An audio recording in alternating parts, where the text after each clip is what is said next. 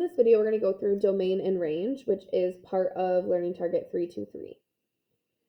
So domain and range kind of describes the size of the graph, like how wide it goes and how tall it goes. So our domain is the set of all x values. And to find that set, we look left to right.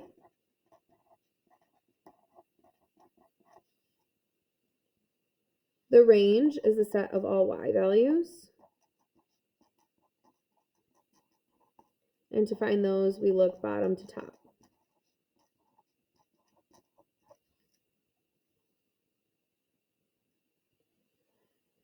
So I'm going to show you two ways to write domain and range. I'm going to show you set notation and then also interval notation.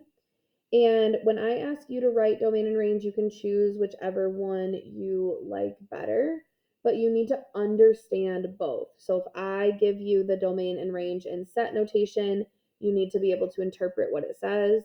And same thing if I give it to you in interval. So set notation kind of looks like this, and it has the braces here, these curly brackets, and then a variable x is for our domain, and y is for the range. And then this vertical bar here means such that. And what you're going to do is you're going to fill in this blank with whatever's true about the domain or the range, so what the set is. And so it'll say the domain is all x's such that this is true. And you kind of have like three options for what you can put there. If your domain covers everything, that would be all real numbers. But mathematicians don't want to write all real numbers every single time, so they have this symbol. It's basically just a vertical line and then an R connecting it. And this means all real numbers.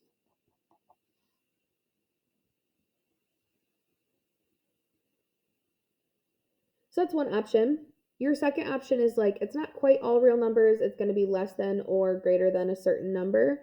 So you could write something like x is less than or equal to 10. That would mean all your x values need to be less than or equal to 10. And if your domain or your range are in between two values, you could write something like this. -2 is less than y, which is less than or equal to 5. So a compound inequality.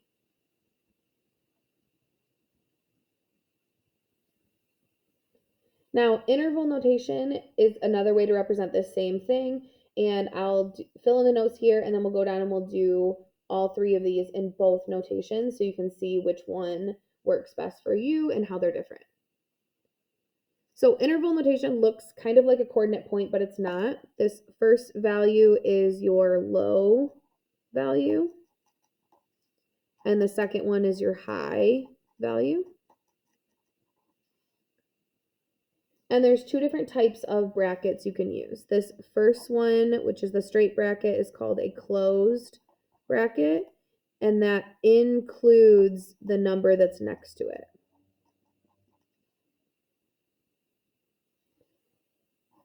And a regular parentheses is an open bracket, and that excludes the number.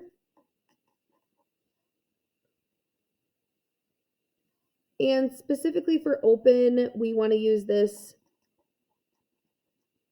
for anytime we use infinity, because we can never actually reach infinity, so we want to use an open bracket signifying like we can't actually include infinity because it's not a real number.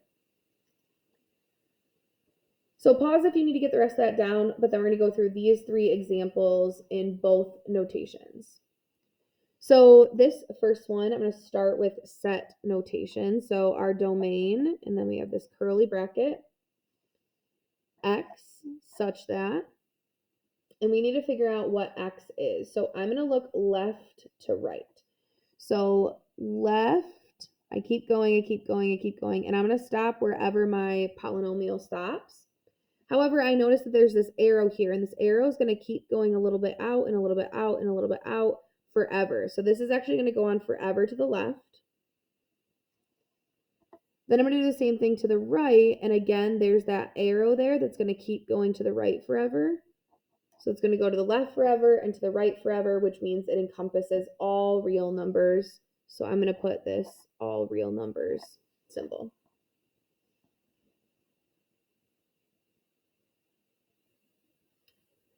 So then similar for range, but we're going to look bottom to top for this one. So range is our y values, so y such that.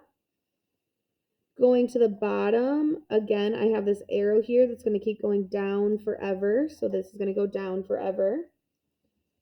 And I'm going to keep going up forever because I have this arrow.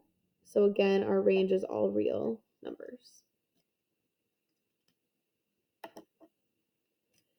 So now to represent that in interval notation, so I'm going to put like or here because you only have to do one of these, but you need to understand both, is we start with our low values. So since our x values go to the left forever and then to the right forever, our low value for our domain is negative infinity.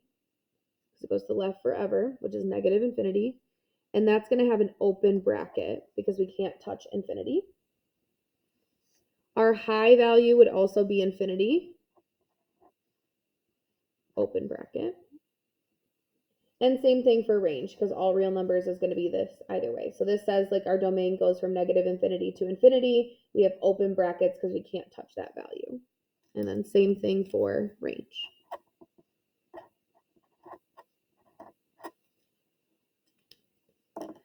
So our next one, our domain, we're going to go to the left forever because this arrow, and to the right forever because of this arrow. So our domain is x such that all real numbers. And same thing down here, I'm just going to write it now, negative infinity to infinity. Now our range, as we go to the bottom, this graph does stop at -4. So it stops here. That's the lowest it will ever go. And then it goes up forever because of these two arrows. So instead of being all real numbers for our range, we have y such that y is greater than or equal to -4. As long as it's greater than or equal to -4, that's what the numbers we have for our polynomial. So this is how you would write it in set. In interval notation, our low value is -4, and we're going to use a closed bracket so we can include that value. And then it goes toward positive infinity with an open bracket.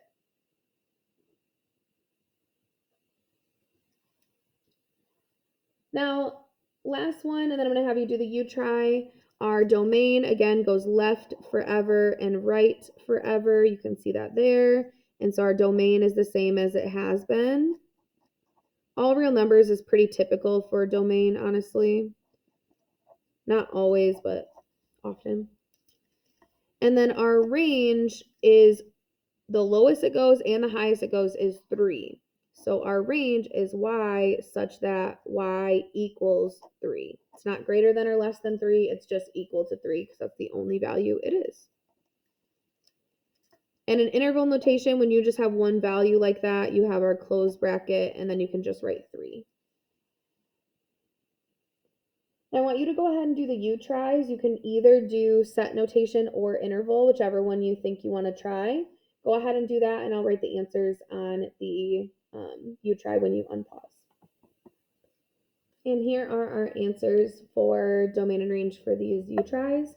For this one specifically, make sure that you have less than or equal to symbols because you can actually touch -3 and 3 and 1 and 3. So you should have less than or equal to and close brackets for interval.